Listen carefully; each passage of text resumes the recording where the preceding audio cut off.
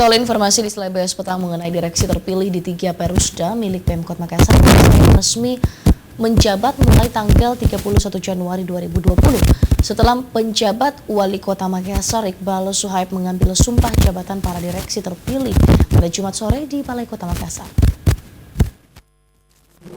Yang akan dipandu oleh dari Kementerian Agama.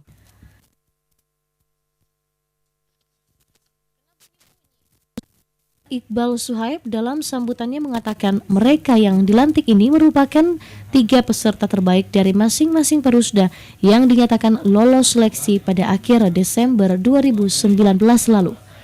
Iqbal menegaskan pemilihan para direksi ini merupakan hasil seleksi terbuka yang dilakukan secara profesional dan transparan.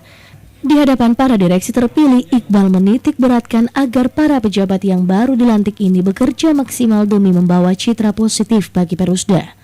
Kita harapkan tentu saja fungsi parkir di sini, perusahaan parkir, bukan hanya nantinya untuk fundraising, untuk bukan income generating, tetapi juga termasuk dalamnya regulatif, di mana setelah jalannya perusahaan dengan baik, maka fungsi-fungsi regulasinya, bagaimana pengaturan lalu lintas bisa menjadi bagus dari bukan hanya pendapatannya yang bagus.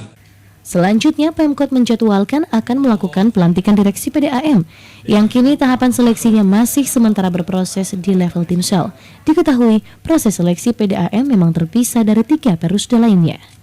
Mardiantala Hamid, Selebes TV.